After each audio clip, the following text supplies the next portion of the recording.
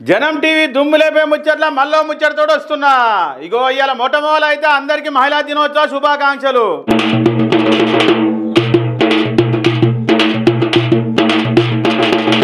ఇక ముచ్చటకొస్తే ఏముంటుందిలా, ఒక్కసారి సర్పంచ్ అన్న అంటే ఆయన పేరు 4 దిక్కుల 4 ఊర్లకు కరుచుకుంటుంది. ఆయనతో ఎమ్మెల్యే అయితే కూడా గట్టి ఉంటుంది, 4 మండలాలకు ఎరుచుకుంటుంది. ఇక మరి ఇక్కడ మన పెద్ద సారు నాట అంతా మర్చిపోతుర్రట.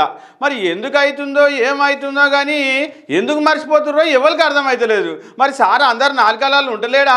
మరి అన్నిట్లలో పేపర్లలో లేవగానే సార్ పోటు వేస్తలేరా? మరి ఎందుకు ఇట్లా అవుతుంది? ప్రెస్ వాళ్ళకి ఇట్లా మరి మంచిగా సార్ పేరు బయటికి తీస్తలేరా? ఎందుకు ఇట్లా అవుతుందేమో కానీ అందరు సార్ పేరు మర్చిపోతుర్రు అని అందరు కుసకుస పెట్టుకుంటుర్రు. తాపకి ఏమవుతుందో ఏం కథనో కానీ సీఎం రేవంత్ రెడ్డి పేరు ఊకుకనే మర్చిపోతుర్రు.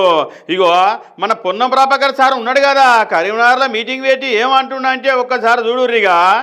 ఇదే నియోజకవర్గంలో నేను, శ్రీధర్ బాబు గారు, దామోదర్ రాజనరసింహ స్థానిక మంత్రులం. ఇదే నియోజకవర్గంలో కేసీఆర్ గౌరవ ముఖ్యమంత్రి, హరీష్ రావు గారు, కేటీఆర్ గారు ఉన్నారు. ఓ సారు, నువ్వే మర్చిపోతే ఎట్లా సారు? పక్క పొంటుండే మంత్రివై ఉండి గట్టెట మర్చిపోతావు సారు? ఇప్పుడు మంత్రులలో మరి క్యాబినెట్లో మరి ఇప్పుడు సీఎం కేసీఆర్ సార్ ఉన్నాడు ఎట్లా? ఆయనతో మంత్రి హరీష్ రావు కూడా మంత్రి అయ్యిండా?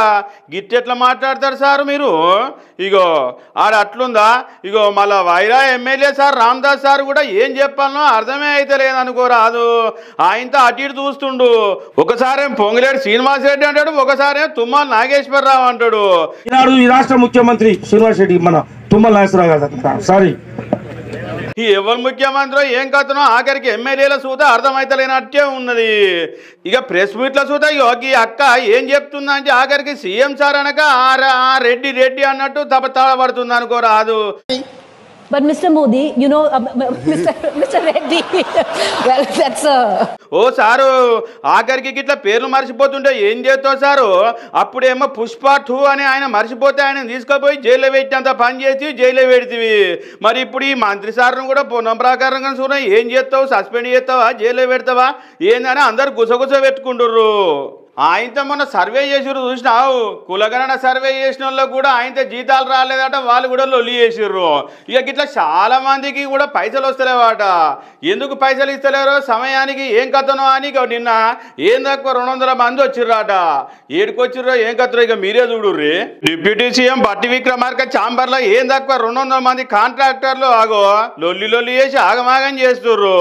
ఎందుకంటే వాళ్ళకి బిల్లులు ఇస్తలేరాట సరైన సమయానికి. ఎందుకు ఇస్తలేరు ఏం కాదు అని అడిగితే గన్లో కూడా 20% కక్కుర్తి పడ్డట్టు సార్లు. ఏందో ఏమో గిట్లా ఆందోళన చేస్తే తర్వాత ఏమవుతుంది? అందరికి బిల్లులే అని ఊర్లో అందరూ వచ్చి మళ్ళీ కాంట్రాక్టర్లు అందరూ వచ్చి సెక్రటరీ మీద పడి ఆగమాగం చేస్తారు సారు. మరి మీరే గిట్లా చేస్తే ఎట్లా అని అందరు గుసగుస పెట్టుకోవాటి. ఆయనతో మనం బండి ఫైనాన్స్ కట్టకపోతే ఏం చేస్తారులా? ఆడ వచ్చి ఫైనాన్స్ వాడు వచ్చి బండి కూసుకొని పోతాడు. మరి ఇంకో తన పైసలు కట్టకపోతే ఏమవుతుందో కూడా గదే చేస్తుంటారు. ఏడనైనా కూడా టైం టు టైం బ్యాంకులకైనా ఎవరికైనా బరాబర్ టైం టు టైం కడుతుంటేనే అది మంచిగా అనిపిస్తుంటుంది. కానీ ఈడ గట్ల కాదు. ఏమైందో ఏం కథనో ఆఖరికి గ్రామ పంచాయతీ టాక్టర్ గుంజుకోపోయిర్రు. మహబూబాద్ జిల్లా దంతాలపల్లి మండలం బిరిశెట్టి కావనంలో ఇక చూసినావా ఏమైంది? గ్రామ పంచాయతీ ట్రాక్టర్ను తీసుకుపోయిండు సర్పంచ్ అన్న. గట్టెట్ట తీసుకుపోయినావే అన్న? అరే ఎందుకు తీసుకుపోయినావంటే ఏం లేదు, ఆయనకట బిల్లు రాలేదట. అట్లనే ట్రాక్టర్ కిస్తు కడతలేరట. ట్రాక్టర్ కిస్తు కట్టనందుకు గ్రామ పంచాయతీ కార్యదర్శి ఆయనకి ఇద్దరి మధ్యలో తసరబిస జరిగి ఏకంగా ట్రాక్టర్ని తీసుకుపోయి ఇంటికాడ పెట్టిండట. ఇక గిట్టెట్లయితే దాన్ని ఊరోళ్ళందరూ కలిసి కార్యదర్శి తోటి కానీ పోలీస్ స్టేషన్లో సర్పంచ్ మీద ఫిర్యాదు చేసిర్రట. మరి గిట్లెందుకు సార్లు? మరి కరెక్ట్ వాళ్ళకి బిల్లులు ఇస్తే ఏ లోజు ఉండదు కదా అని అందరు గుసగుస పెట్టుకోవట్రి.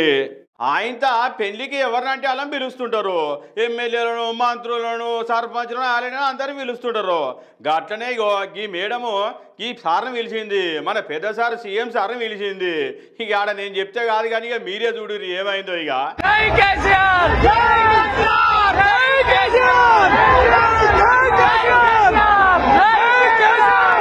CM sir Vysya corporation chairman Kalva Sujatha Gupta కొడుకు పెళ్లికి పోయిండు. గంతే ఏం లేదు. అటకెళ్ళి నడుచుకుంటూ వస్తుంటే వెనక పొంటున్న వాళ్ళంతా జై కేసీఆర్ అని గట్టిగా నినాదాలు చేసిర్రు.